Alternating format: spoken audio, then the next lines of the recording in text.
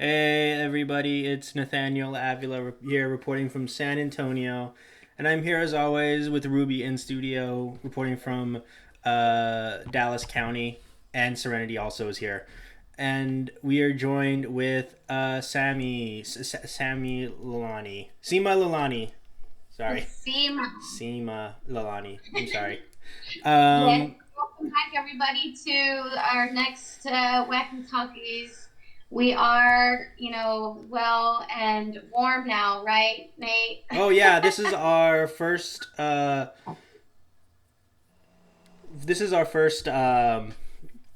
episode recorded after Winter Storm Uri came by, um, which was a whole ordeal, a whole 5 day long ordeal, where a lot of people was without power, and water and internet and, and some, everything. and some people died. Yeah, some people died, some people froze So, to death, some people were poisoned by carbon monoxide. Um, yeah, this is why this episode that we're having today is super important. Because if you guys haven't had enough crap from 2020, well, there's more crap is from 2021, what it seems like. and then we have our elected officials skipping town. Yeah, we have crap piling on top of more crap. And today's episode, we're going to go over mental health. Um, as a few of you may already know, we touch on mental health a lot, when we're discussing things. So we do believe that it is a huge priority. It should always, always be number one for everyone. Everyone should be taking care of themselves and be resting. Especially when we're having, all of this from 2020 and into 2021. So that's what we're going to be talking about today. Before we go into that, though, Seema, just tell us a little bit about yourself. I know that you're an author. So yeah, if you want to just give us a little bit of background. Yeah, absolutely. So, most definitely 2020 was an excruciating year. I feel like it was a very pinnacle point for everybody to prioritize our mental health. I just feel like we're so used to living this high anxiety society that and slow catch up, with our thoughts. My poetry book is Avila, which means light in my native language. So I started writing it.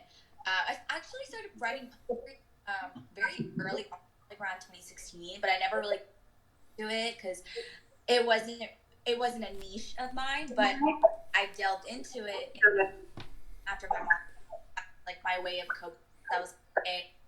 I'm feeling a lot of things. I just need to get it out. And the more I started writing, I realized, oh, writing poems. So then 2019 came around, and I started delving into like other topics to cover. It wasn't just about pain. It was about healing. It was also about like other touchy topics that is delved into my book. And I also talk about representation. So for brown and black all over the world, like this is a book geared towards us. It's a book that's a safe space for us. It is not for other people to just come in and relate to. And I also wanted it to be for men and men of color. That way, like they have a space to be vulnerable. Because I know when it comes to vulnerability, men are not given that space to really become in tune with their emotions, feel what they're feeling, and also express themselves. And I think expression in all parts of platonic and romantic is extremely important. A lot of people are driven by emotion, and that can be difficult to engage in conversations if you don't know what the other person is feeling. So really, like, to end off this tangent about my book, like, I made sure that even the cover of it, it's lavender color, very pleasing. Looks like, okay, this is a book that I can keep in my home. And the title of it came to me in a dream, like a couple months before I published it.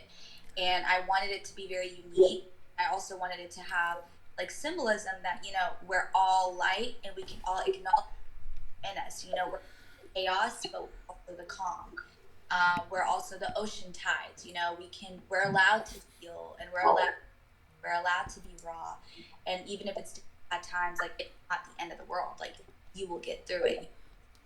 I'm rooting for you. We're all rooting for you. So that's just like the essence behind my book. So I'm a social media manager. I love it. I love creating content for people that want representation and that want to expose their brand out there, reach a wider audience. Like, I'll come in, do the work, SEO, with like content, blogging, curating, like the business side of tech that I do. I got a couple of questions about the book. First one is where is it available for purchase? So the ebook is on Amazon, and I'm coming out with a paperback on March 6th. So it'll be out very, very soon on Amazon. This is 7. I wanted it to stick to the angel numbers because I love. Me too. I'm on numbers. Every time I see it, I'm like, oh wow. Oh my gosh, yes, I see them so often. Like, sometimes I'll just like turn on my phone and I'll see like 444 or 333. It's crazy, yeah. And 4 is the number that's like been really, but my numbers are 11 and 22 because that's also numerology, and 4 and 7 because like 4, 7 is when my mom died, so it's like 4 plus 7 is 11 and da da da da. But yeah, the book is $68, and if you have Kindle, then you can read it for free. And is it going to be available? Is the paperback going to be available on like Barnes and Nobles or? That is the goal. That is the absolute goal. I want my book to be available everywhere. Okay. Like, I don't want it to be anywhere where a person cannot walk into a bookstore. Like, even if it's like at Kroger, like, or Target or Walmart, like, I want it there. Yeah. You know. I was going to say Borders, but then I remembered that went out of business like years ago. I know. And okay, so my other question is there an audiobook? You know, now that you mention it, I may come out with it because I know that there's people that really like to hear voices that help them go to sleep, or it helps them like retain the information better. So that is something I've been pondering over. I'll do some tests and run that to see if the audio will be out. But I feel like for the paperback, I want people to define it for themselves, because there are some sensitive topics that I've written about, and I'd rather give you guys the opportunity to read it and, you know, make your own voice out of it, make your own cadence out of it, you know, make your own, like, define it for you rather than hearing my voice, because then I know that the way that our brain works, it's like you're going to associate my poems to my voice, and I want my poems to be for you. All right. Third and last question about the book, and that's: do you think it is possible to say one of the poems here on this podcast? Yes, of course. We would love that. We would love that. Yes. Yeah. Here, let me put it up. I would have to pull it up on my phone, so let me do that. Yeah.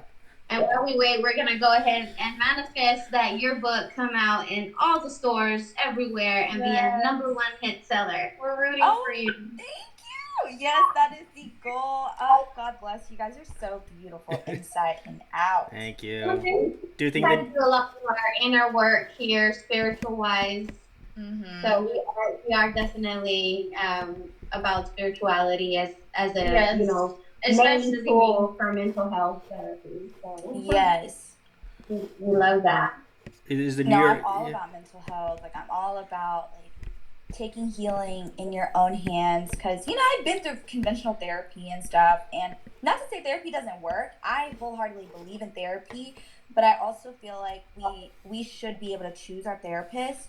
And, right. You know, most people kind of feel guilty. They just feel like they're burdening other therapists. But in actuality, I feel like it's very healthy, because then you're starting to get to know yourself and know what type of conversations you want to engage in and how you're able to open up.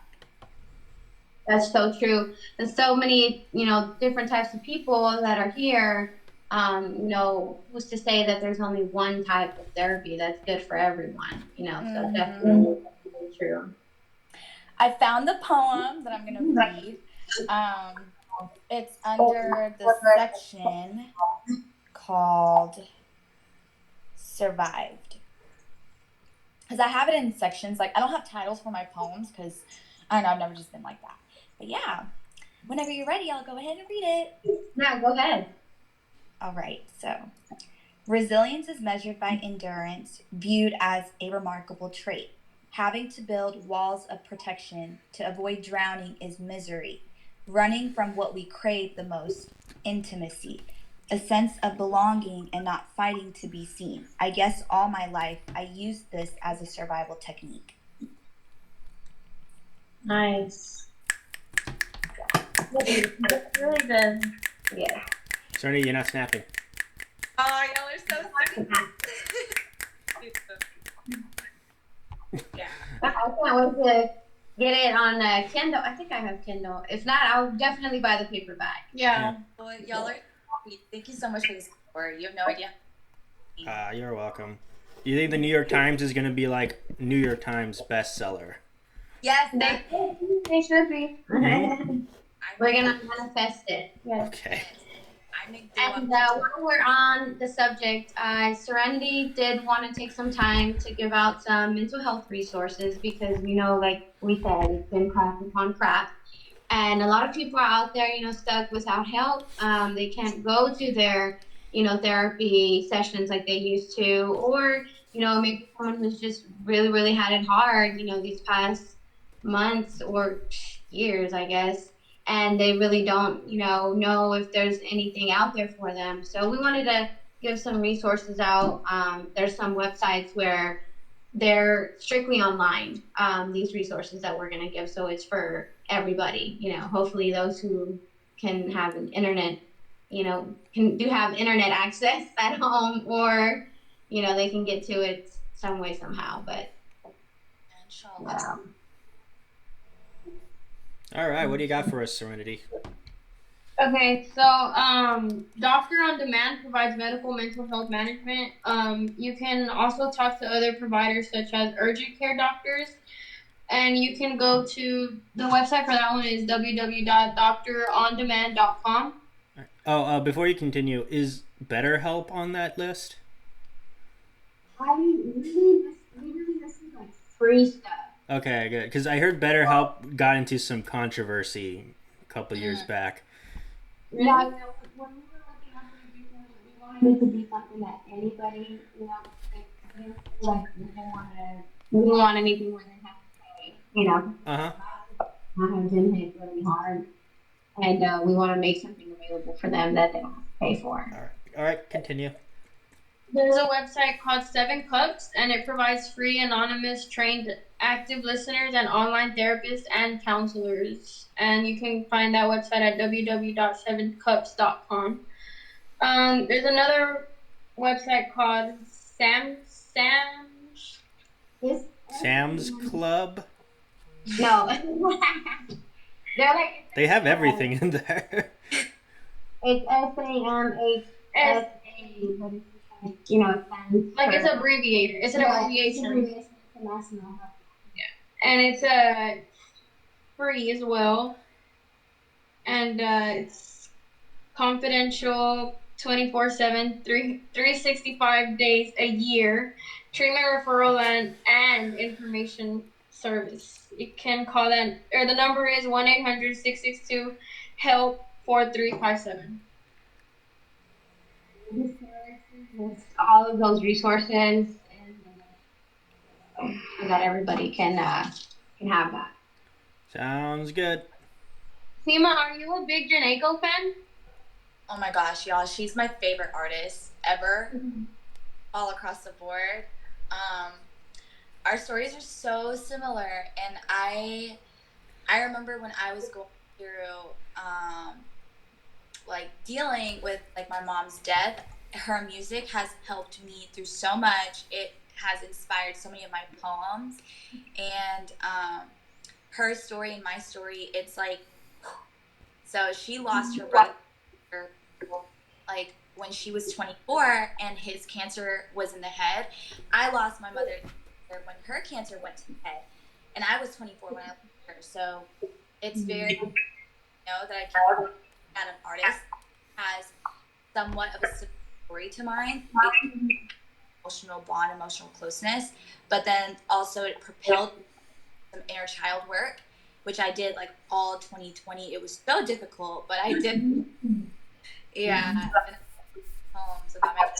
So I love Janae. I love how she's evolved with her music. I love how she found her niche in the industry that's more so a, like entertainment through drama, drugs, sex, and like the fast lane and the cars and the money. And it's like she brought in a different dynamic. She catered to people that probably didn't have a voice or probably didn't know how to heal themselves through their emotions through music, and she used that. So with her new album Shalombo, she used like, sound bowls and how to treat people. And for her, music started out as a coping method to many things that she went through. And she talks about heart hurt, she talks about heartbreaks, she talks about losses and gains, and she talks about cater to your emotion and things like that. And I love Janae and Big Sean. I admire their relationship. They are so adorable, and spiritual connection. It's so genuine.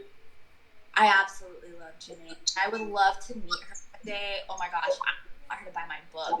I love her poetry book too. So. What if she showed up to a book signing of yours? Oh my gosh, I would flip. The way that I am, I'd probably be like, but then I would be like, she's a Pisces queen. Let's not scare her away. I want her. Yeah. Pisces are really sensitive. That's great. I mean, since we're, that's actually what the segment is about. We're going to go ahead and go into some mental health advocates who we look up to. Like you said, Janae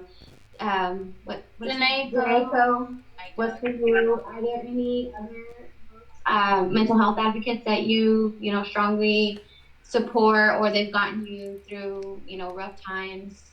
Yes. So recently I came across this therapist. She's based out in Canada. Her name is Thais Gibson.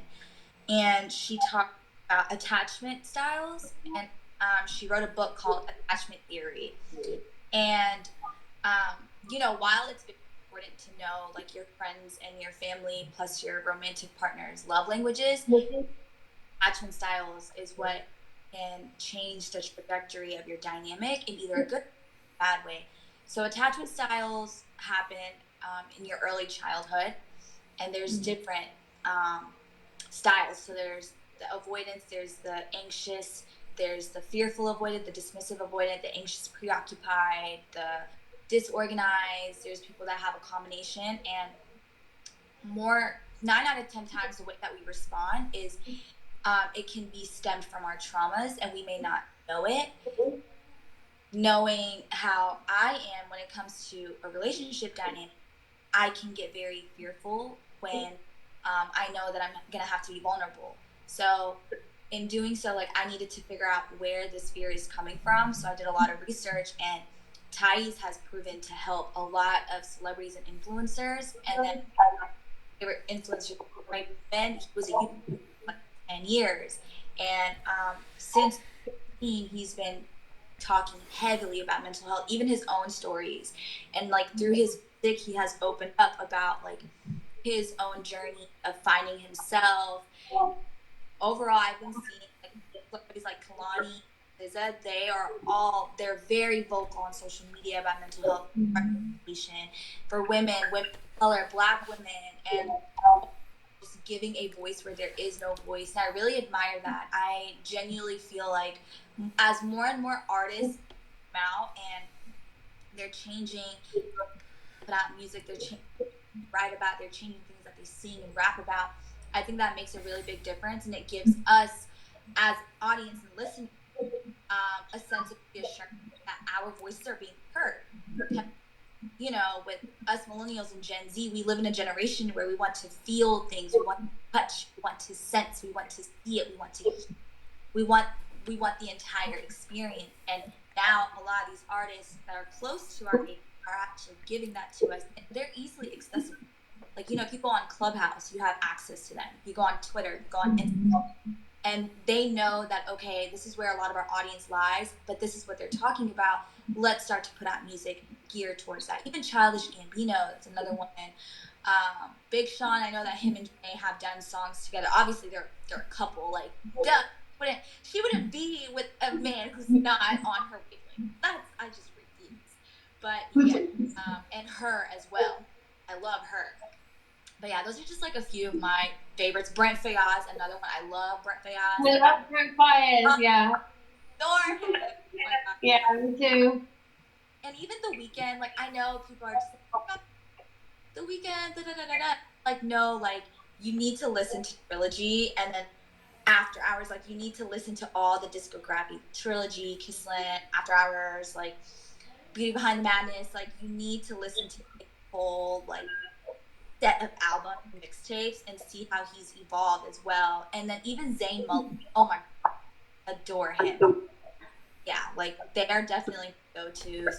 For Raz, y'all, I love her. She's cool. Yeah, she's cool. I like her. What about Drake? Do you think that Drake has sort of like songs that normally men with toxic masculinity issues would put out? Because I remember when he first started blowing up, you know, a lot of rappers said, like T.I. said, that he passed on him because he was like, you know, I didn't know that people were into that depressed rap crap or whatever. And it's like, he's just wrote a song that's like so beautifully talking about how he, you know, has an attachment towards this girl, you know, and he is speaking out on it, and all these rappers are like, ugh, what is that? You know, like, what is that mushy crack, you know?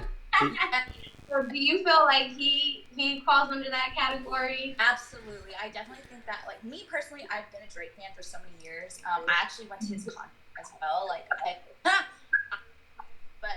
and I even met his dad. Like, I had his dad's phone number for some time, but I lost it. What? Oh, girl. I heard that his dad is a very friendly individual. Like, he wants to be friends with everyone. Is that right, Dennis? Dennis, yeah. Like, let me go ahead and hit him, Dennis. Some PR. For real.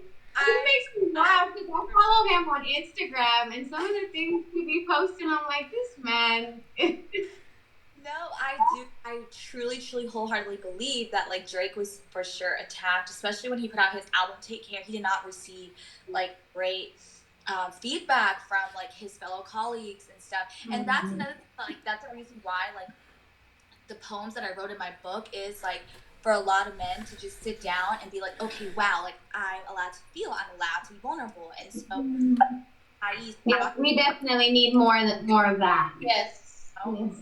That's why Thais talks about, like, Thais Gibson, she even talks about that.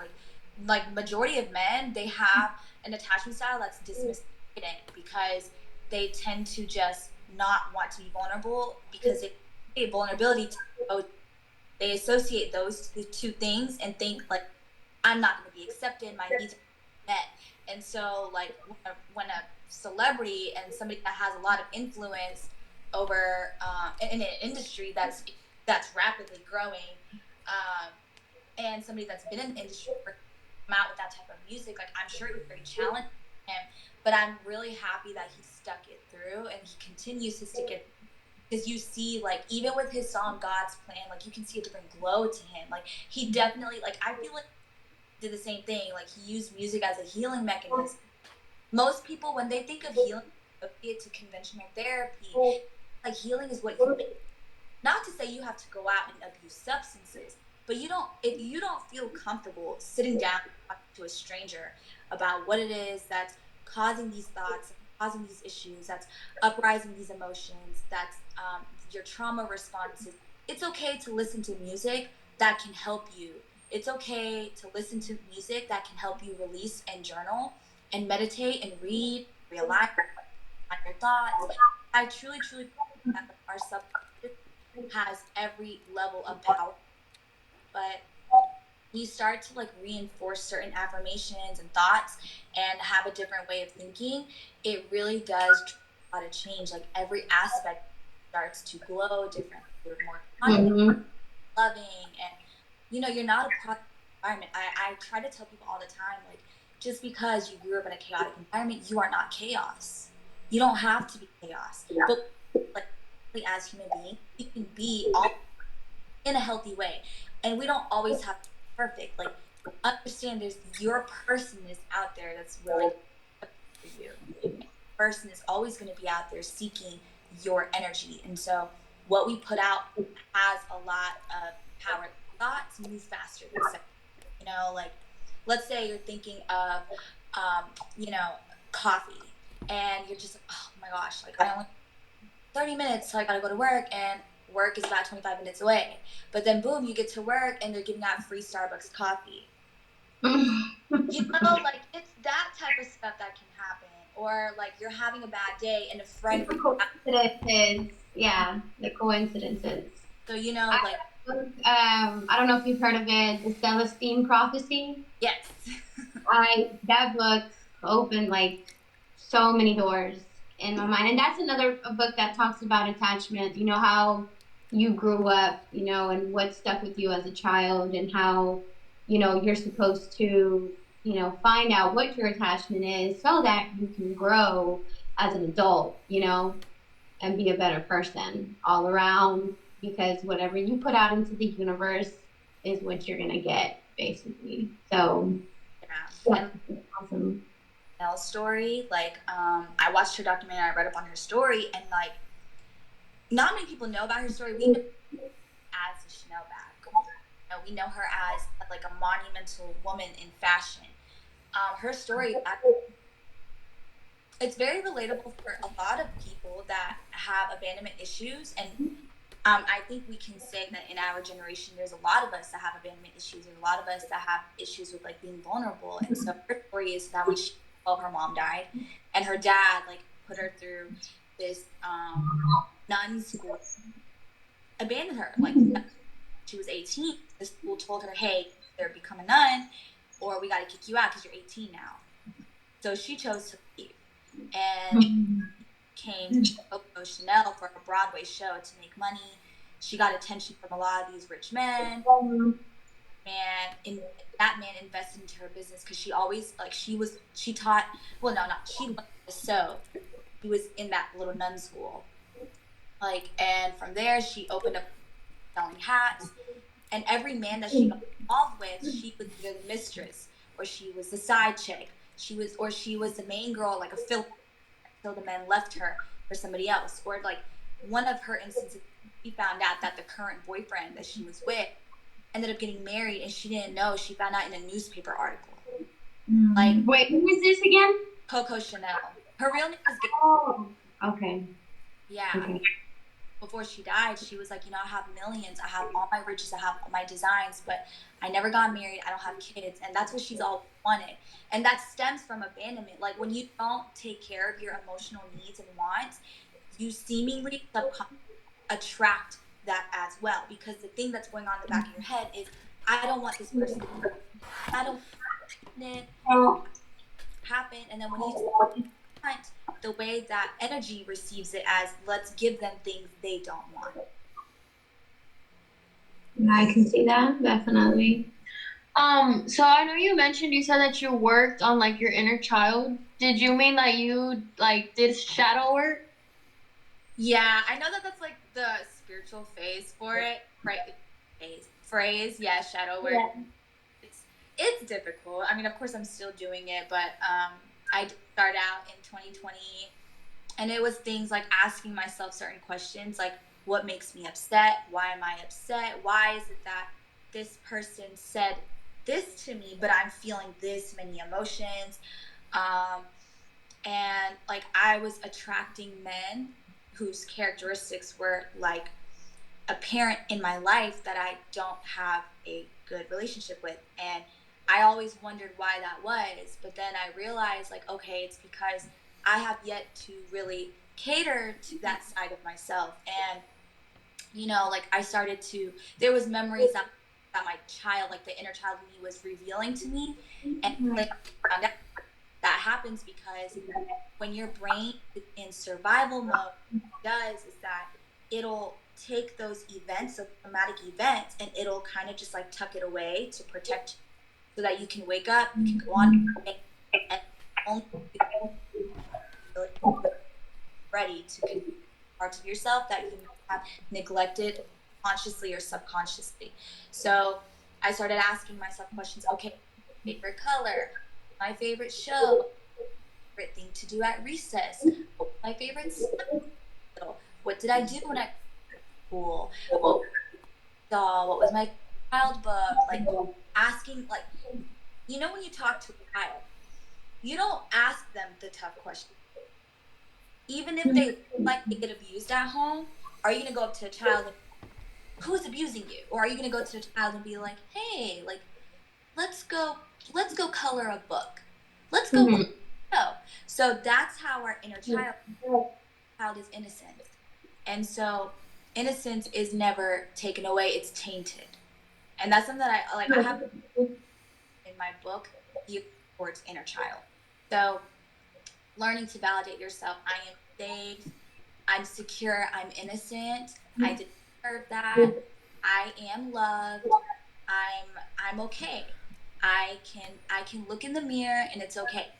I like these scars, they're just okay. Like, you don't have to be scared anymore. Like, you know, you have to really talk to yourself out loud as if the child you is sitting right in front of you.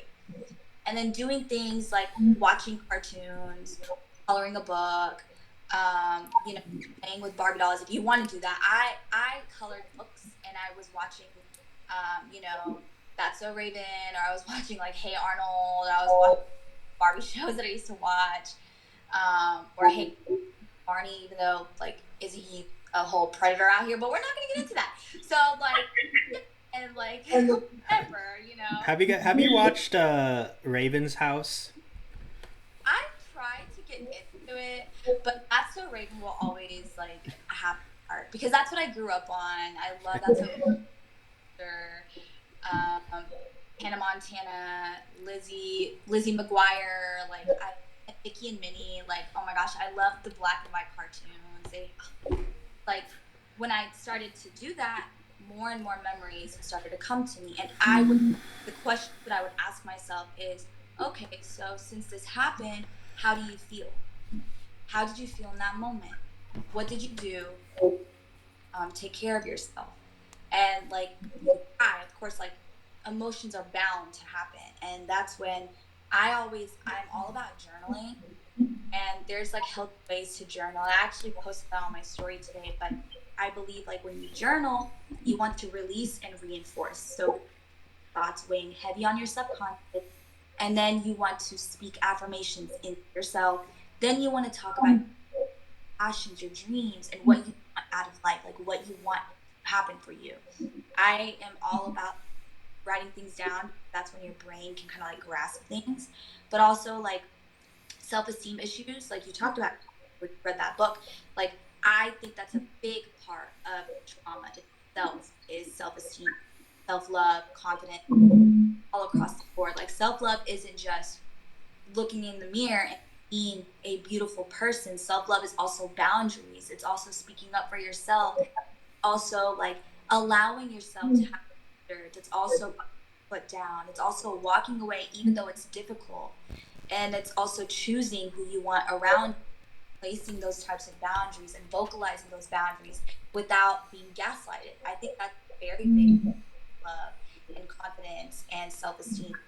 You know what I've noticed lately is a lot of people don't seem to realize when they're gaslighting someone. Yeah, like literally think that it's something normal. Yeah.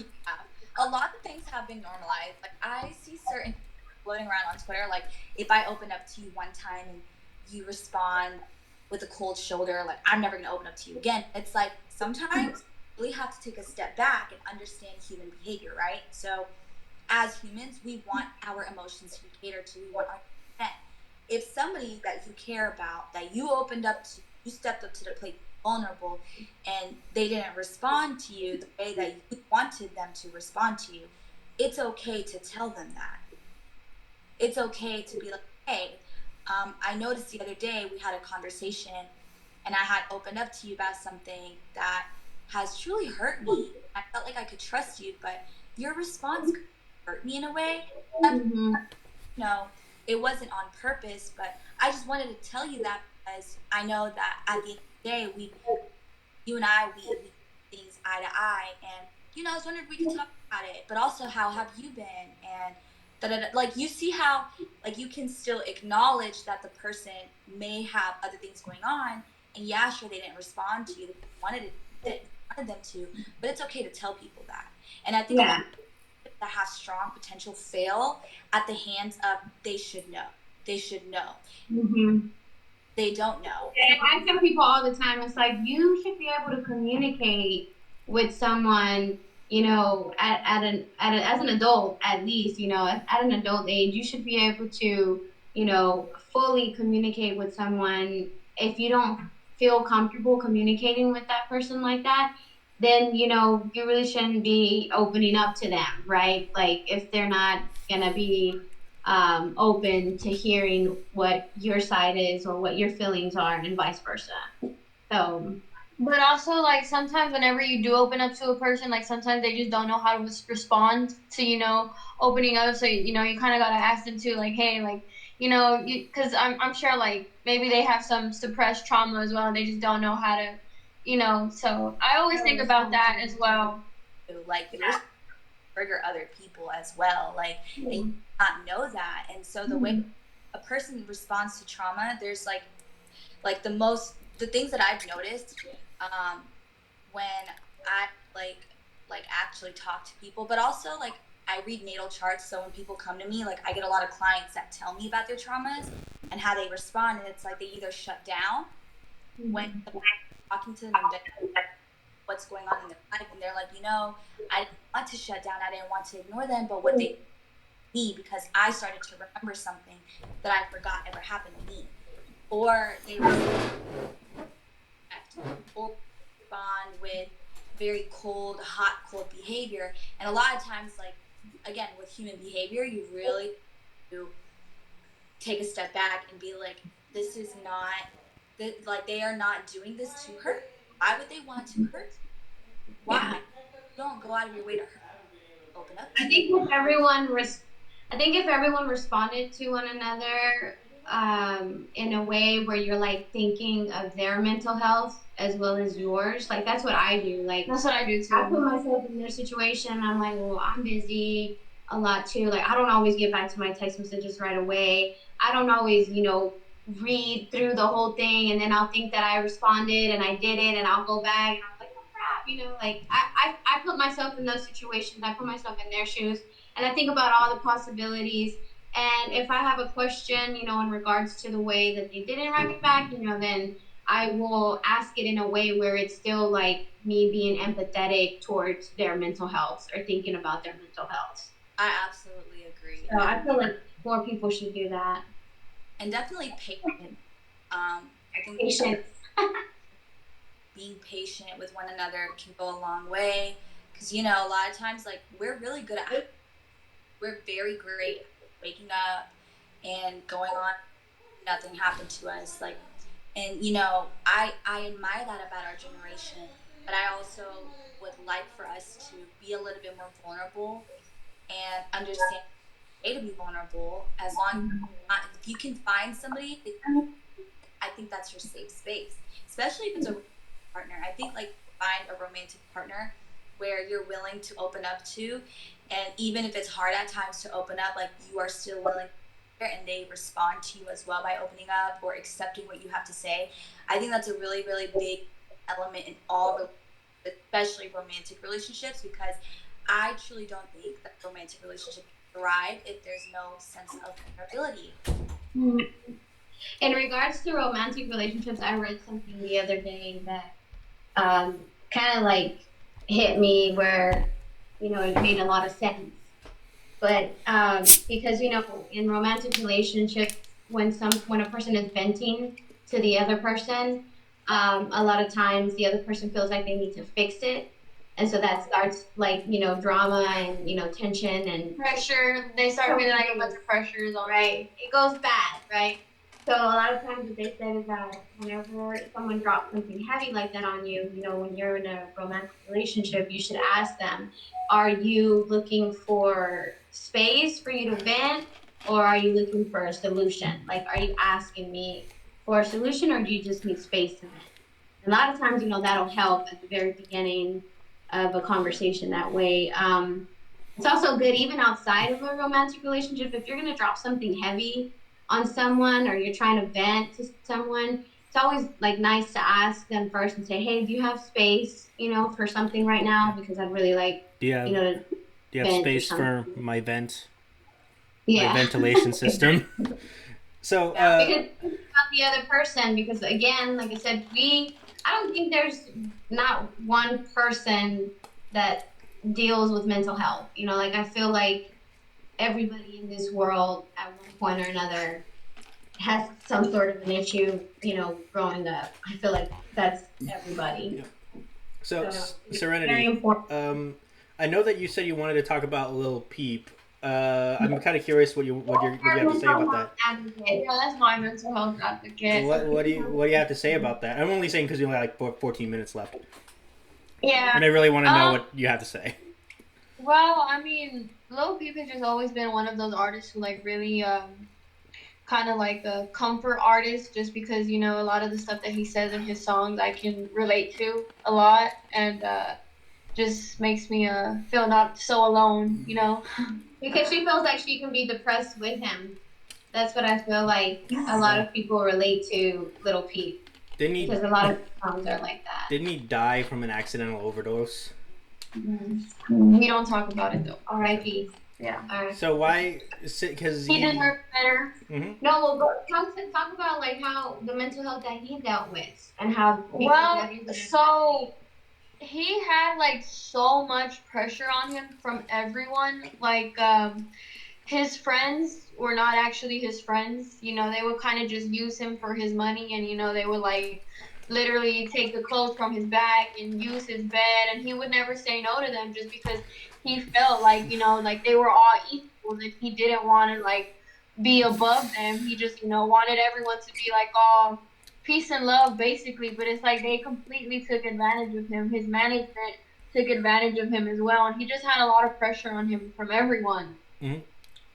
Also, like, check out the Teardrop playlist on Spotify. It has a lot of Lil Peep songs and a lot of songs from other rappers that sound a lot like him with his own style, with that kind of style. So definitely check it out. Did you guys check out his documentary? Yes. Did you see Everybody's Everything? Yes, of course. I've seen it like 5 times. He has a really, really impactful documentary that, it's kind of like his biography, because it goes into how he started out up until his death, and I really feel like his death was caused because of his mental health, that he had going on at that time. Because, like she said, he was going through so much, and at that point, he was kind of like just trying to make it all go away. I guess the thoughts that he really couldn't say to everyone that he wanted to say. So yeah, it's really sad whenever someone that young is affected like that and we lose them. It was like, oh my God, Kurt Cobain.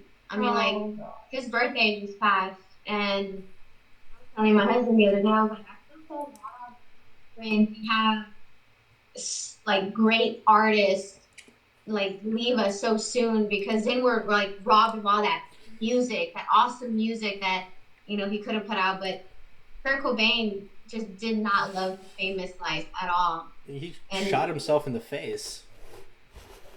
Yeah, and we're still speculating on that. I still feel like you think Courtney Love did. Did you think she hired a hitman? Love had everything to do with it. I don't think so. I think he just killed himself.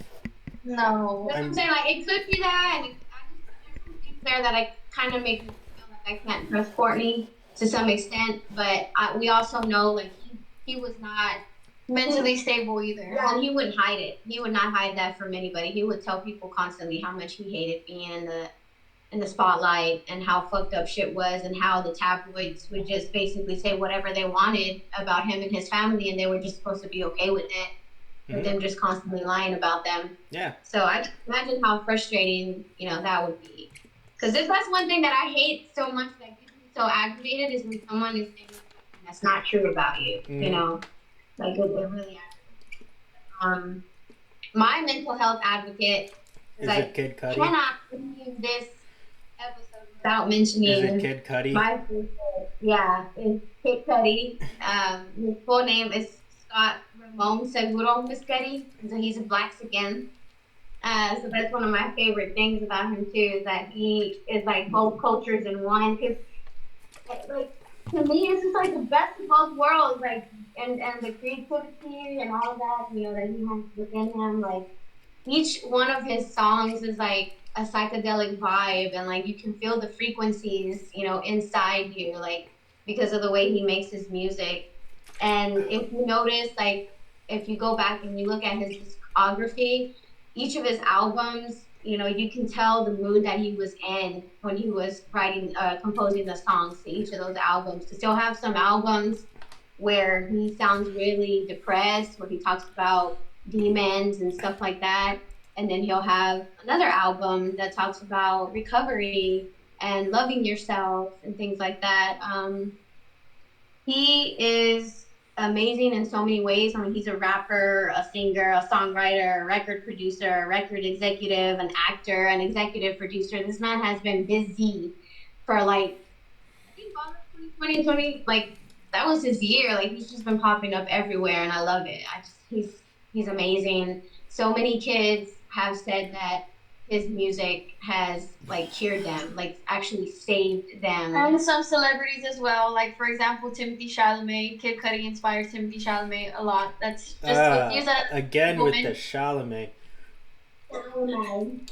Seema, if I had $1 for every time the word Chalamet came out of Serenity's mouth, I'd be a millionaire. Probably would, but he was very, like, people could relate to him. His fans could relate to him so much because he was very open, especially like in 2016 when he checked himself into rehab. He like wrote a letter to all of his fans, basically letting them know, I have to take care of myself, and so do all of you guys. Like we're all the same. Just because I'm a celebrity doesn't mean that I'm not gonna go through shit. We all are, and that's basically what his music is about. Oh, Logic is another big one. Logic? Logic, yeah. He made that. He made that song about which the title was literally just the Suicide Hotline. I was that song right there. Oh my gosh. Yeah. Yeah, Logic is another one who's for mental health, but not as much. Like he barely, I would say, started. I feel like a lot of his stuff was built off of like he would more talk about how there was like a big issue with race in the rap industry. Like all the time he would mention how he wasn't black enough, or like people didn't want him rapping because he was black, or he was racist, or I think that was more so what he would talk about. But he did come out with that Hotline song, and I love that song. So yes. I think any artist, like, using their platform, if they have a big platform like that, and they come out and speak about it, like, I'm all for it. Because, like I said, I think everybody, everywhere needs to make this a priority than it is. Because that's where actions come from. They start off in the head, based off of an idea, and then it turns into action. Mm-hmm. So if you want to take care of the stuff that's in here so that it doesn't turn out in here, then that's where you should start. Mm-hmm. There.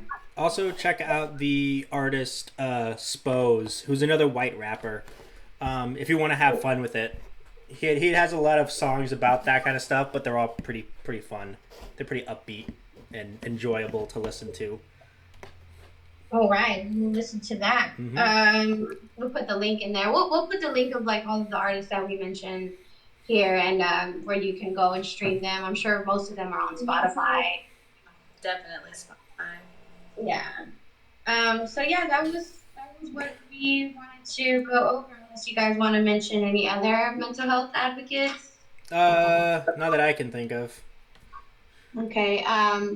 Before we go, I did want to quickly announce that we do have our merch. Like, I think we've said that before here on the episode, that we do finally have our merch website up. But I want to put like a little promo together, and we're thinking about doing this kind of like fashion shoot where we have some models, come out, and we take some pictures of them and our merch, and then we set it up real nicely for all of our followers to take a look at and think about, supporting the podcast. So that's coming soon.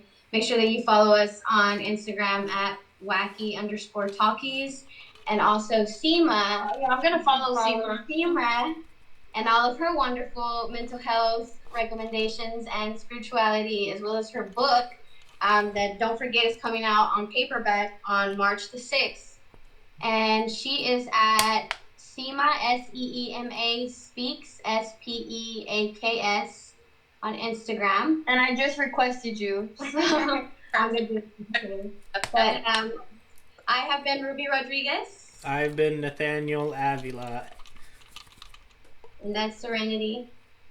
And thank you so much, Seema, for joining us. And we hope all the best for you in your future, in your writing and everything else. Yes. Yes. And we'll see you on the New York Times bestseller list. Yes. Yeah, we will. Mhm. And we'll see Jane. What's her name again? Janeko. Janeko. We'll see her reading it on Instagram. Yeah. And I hope you get to meet her. I will send her a copy. You gotta send her a copy and like I write really in want there. it. I was just like, what part of LA does she live in? Like, where exactly? Like, does she have a I'm sure you can find like her fan mail address. There's Yeah. like a PO box or something. PO box? Like, I just need the PO box. I got it all taken care of. Like, Yeah, do it. Yeah, do it. All right. Thank you guys so much. Bye. Thank you for listening to a Vision podcast, home of Wacky Talkies, The Kingdom, Evil Exists, and many more.